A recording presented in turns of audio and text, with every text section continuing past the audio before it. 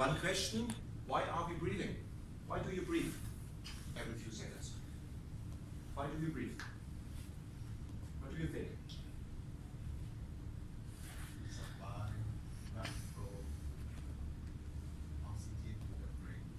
Yeah, so you think you, yeah, so you need oxygen. No. Or yes, you need oxygen, but that's not the reason why you are breathing. Our breathing system is triggered by CO2. As soon we have too much CO2 in the body, we are forced to exhale. Of course, after exhaling, we are automatically inhaling in the next step to get fresh air inside. With the fresh air, we get oxygen. And of course, it's vital to get oxygen, you are right. But it's not the trigger to breathe. Yeah, so if you hold your breath, you will not come in a risk that you damage your brain because of missing oxygen. You have to breathe because CO2 is accumulating and you want to get rid of it. So that means not only the CO2 is increasing, also your ventilation goes up over proportional because you have more CO2 than before, so you need to breathe more. From the point of view of oxygen, there is no need for it. You could go on like before. And that is the reason why we can find the threshold so easily in the software or in Siepmann in general, because what we are looking for in the first step is the so-called V-slope method. You can see here the oxygen uptake on the x-axis and the CO2 output on the y-axis. And what we see is, here's obviously a change in the pattern. Up to here, we have a constant increase, and here it starts to increase faster because suddenly I produce more CO2 because of that excess CO2 than I would produce just because of my metabolism. So I have an overproportional increase of CO2, and we are looking for this change here. And it's quite easy to find this change in almost every test. In addition, we have the 45 degrees line here, and I can move it to my curve just as a visual help if I found the right point. And I guess you agree, here is the point where our curve is changing. I'm not looking for absolute numbers at this moment. I'm just looking for a change in the pattern. Sometimes it's difficult to find something here, therefore we have a second method. Here we have a time plot and our equivalent for O2 we spoke about yesterday. How much air do I need to breathe to get out 1 liter of oxygen? This is our equivalent. And you see this behavior in resting, the human body is very ineffective. We are breathing a lot just to get out 1 liter of oxygen. As soon as we start moving, the body gets more effective. And with less air, he can get out 1 liter of oxygen. And at a certain point, it starts again and becomes not so effective anymore. We are breathing more than we would need to get 1 liter of oxygen. Why? Because my ventilation goes up at this moment. Not to get more oxygen inside, to get out more CO2. So I have to breathe more air, but the effect on oxygen, there is no effect on the oxygen. It's just because of the CO2. So this curve is growing because VE is growing faster than oxygen at the moment. Again, we are just looking for this kind of bathtub. We have this decrease, plateau, increase. We are looking for the change from the plateau to the increase. That is again our threshold.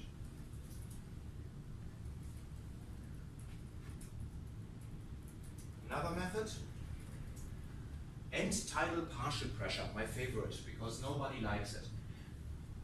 End tidal partial pressure means really the last 300 milliseconds of an exhalation. How much oxygen or CO2 is still in this last moment of breathing. So if I exhale, the last 300 milliseconds we are measuring. Just to get an idea how much oxygen is still in my exhaled air, how much I used before, and how much CO2 is in this last part of the breathing. And have a look to this graph. This one is coming down, this one is more or less mirrored and is coming up. We have a plateau, then it's spreading a little bit, and here it's spreading faster or wider. we have a look again for the change from this plateau to the first spread. Don't take care for the values. Don't take care for the situation that this one is not really spreading, but here you see a change, a clear change. So something happened there. I'm not asking about what happens there. I'm just saying something happens, and what is the only reason why something happens? Because I go through my first threshold. So what's that line, Markus? Sorry? That line. This line here? Yeah. This line is the end tidal partial pressure for O2. So that means from this point on, I'm breathing more air, but I don't need all the offered oxygen. So I exhale a lot of oxygen that isn't used.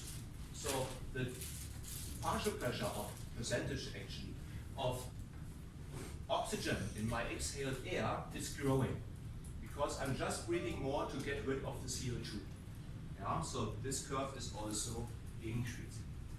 And the last one, in our software, it's the excess CO2. We have here a CO2 curve.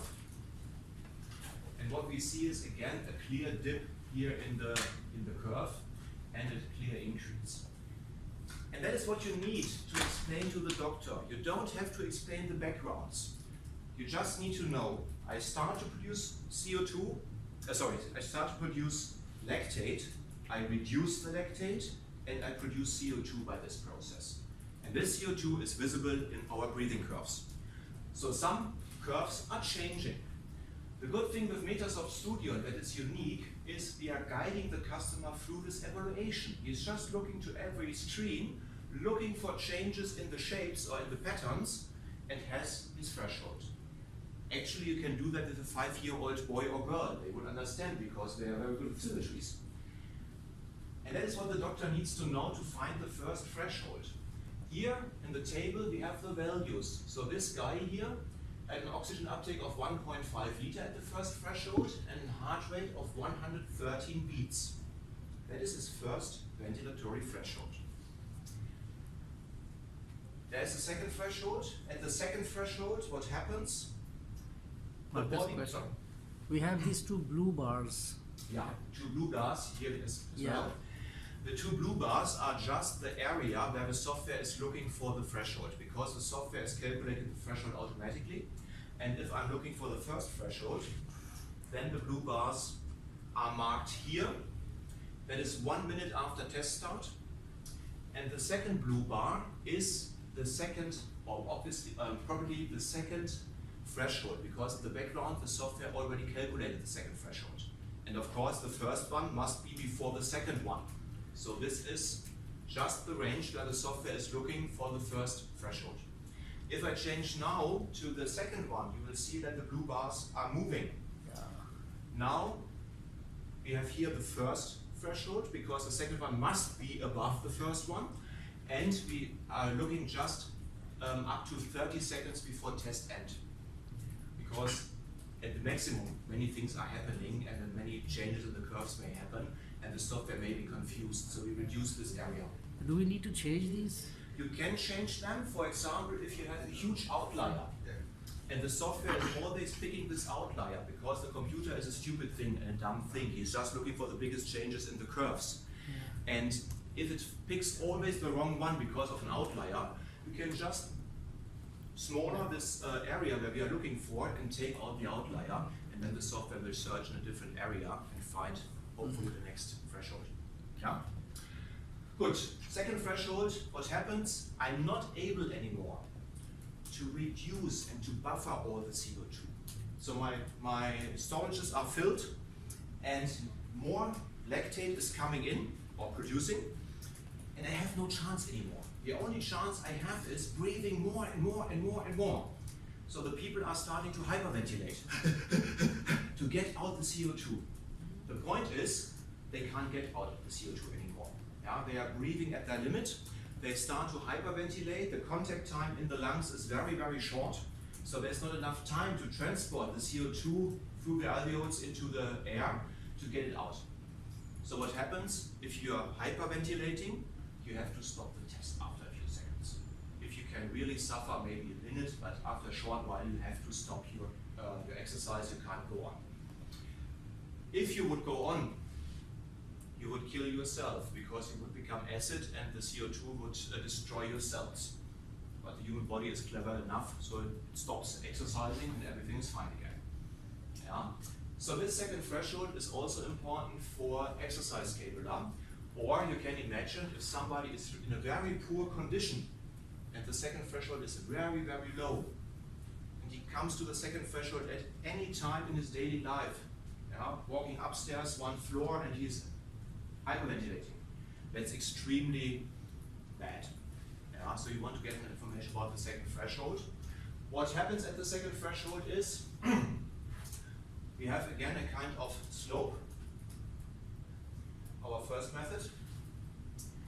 Here the slope is also changing at this point. So the software may be picked a little bit too high. So we can move the second threshold a little bit to the point where this curve is changing. This curve now is VCO2 against VE. So my VE is increasing over proportional, but CO2 can't follow anymore. So I'm breathing so fast that the air is coming in and out without any effect on the CO2 anymore. That is my second threshold.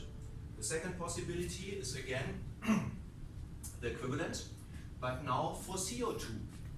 Because now I become ineffective in regards of CO2. And you see here this curve is similar to the other one, but a longer plateau, and then in this point it starts to increase the red line.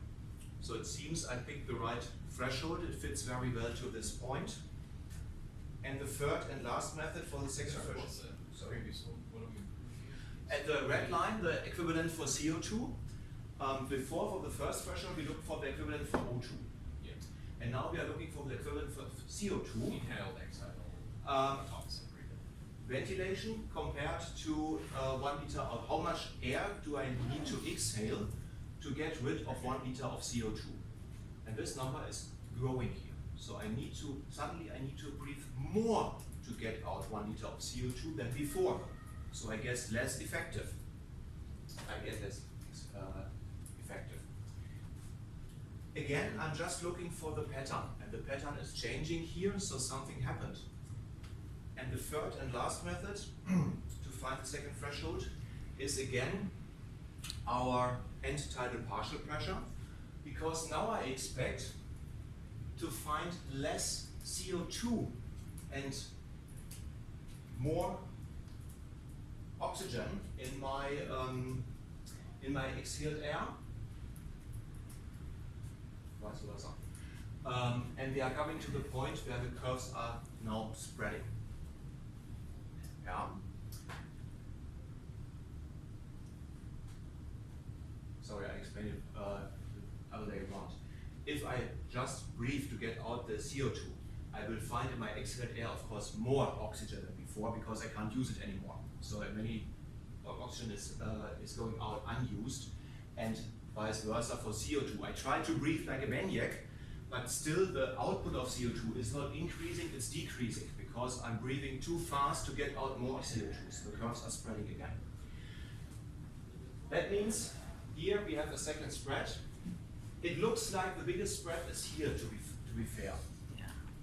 But the threshold is never a line. The threshold is always an area. And the two other possibilities, or the two other methods, are showing to the same point. And this one is showing, we get it is spreading here a slightly one. The biggest one is here. But it doesn't matter. This one doesn't say it's impossible because here is a slight spreading. And the two other ones are showing clearly to one point. And that is the point. Even with the first threshold, where you have 4 possibilities, sometimes you can see the threshold only in 2 pictures because the test is too noisy or something else. But you will find it anyway. The second threshold for our guy here is at a heart rate of 149 and an oxygen uptake of 2.2 liter. The third thing we are looking for is the maximum oxygen uptake. The maximum oxygen uptake, the software displays just the oxygen curve. And we see it was a RAM test. Here we have a warm up, and then it goes up, up, up, up, up. You remember 1 liter per 100 watt is an estimation. And he reaches his peak 2.7 liter at a heart rate of 163. So now I know the first threshold at 119 heartbeats, the second threshold at 149, and his maximum capacity at 163. And now I know everything what I need to create an exercise calculator to figure out if this guy is fulfilling the norm values or reaching the norm values, and so on. These are the 3 points I'm looking for in a CPAT test. The most important one, in my opinion, or the most valid one, is the first threshold, because I will find it with every patient, and every person. The second one is the maximum oxygen uptake, and the third one is the second threshold. Maximum oxygen uptake and threshold, the second one, is sometimes difficult to find. It depends from the cooperation of the test subject, of course. If he stops earlier because of problems with the hips or the muscles and so on, he can't reach the second point. He can't reach his maximum, of course. Or the test with Ben, maybe he reached his first threshold, but the second he didn't reach because he stopped before. He was so annoyed of the bike that he stopped the test. Yeah? And the same with his oxygen uptake. He was not at his limit during the test. Yeah? He was annoyed about the bike, and he tried very hard to overcome this resistance from the bike, but obviously he was at his maximum. He could do more. And so we have now the second threshold or an oxygen uptake. So what we have here is first threshold, second threshold, and the VO2 max. Question. Please. How do we differentiate between VO2 max and peak? Yeah, very good question. This one is a peak. The software decided for a peak. Because what I have is, I have a highest point in my curve. Yeah. But I can't say if this test subject could do more. To define a maximum, that means my oxygen curve is leveling off. So he's fighting so hard that his oxygen uptake comes to his absolute limit and is leveling off. Even if the work rate is going up, the oxygen uptake is leveling off. You know it from the heart rate. When you see an ECG, sometimes the heart rate is also leveling off and is constant for the last part of the test. Then I can say this is a maximum. Because he is already in the leveling off, there is no chance that somebody who leveled off already will jump up again. So then I can say it's a maximum. Here I have no leveling off. Yeah, it's just a spike or the highest point in this measurement. So I can only say this is a peak, because there is no plateau detected. If I would say there is a plateau, a leveling off, then the software would switch automatically to VO2 max and would say, yes, this is the absolute maximum value, I can't go higher. How long the plateau must remain to 30 validate it seconds for... to 1 minute. Sorry? 30 seconds to 1 30, minute. yeah. And here you see this is for sure not a plateau. It looked like a plateau at the end, but then came the spike again, so it wasn't a plateau. This is something, VO2 max, you will reach only with a very small number of test subjects. Because on a bike, if you're a professional cyclist, you have the muscles to bring your organism to a maximum. We, as normal people, maybe slightly trained, well-trained, however, but not professional cyclists, we don't have the muscle mass to bring our lung or our heart to a limit, as long as we are healthy, of course. If you want to reach a VO2 max, you need a treadmill test, because there you are spending much more energy because you are using more muscles. There you have a better chance to reach VO2 max. On a bike, I would say 90 to 95% of the people don't reach their maximum value. But anyway, this test subject stopped by a certain reason. And if you have a look to the RER, it was already 1.06, so clearly above 1. So he was motivated, he had a good compliance, and I will believe him, it was at least close to his maximum performance. But when we have the VO2 peak, what is the need of second threshold? The need of the second threshold is, I will show you in the next slide or in the next screen, because I needed to define the exercise schedule. It's not a medical need actually, because most medical values are based on VO2 max or on VT1. In the past, the doctors preferred VO2 max, and all the norm values are based on VO2 max or compared to VO2 max. Until they figured out most patients doesn't reach really VO2 max, or at least I cannot say for sure it was VO2 max. So then they decided, okay, if somebody reaches the norm values for VT1, then he will probably also be fit enough to reach the values for VO2 max. And of course, the risk at VT1 is much lower than for maximum testing. Imagine preoperative assessment. We perform a CPAT to figure out if somebody is still healthy enough to survive a surgery. If you would bring him to VO2 max, you don't have to think about the surgery anymore. Yeah? So VT1 gives you an information that this guy is fit enough.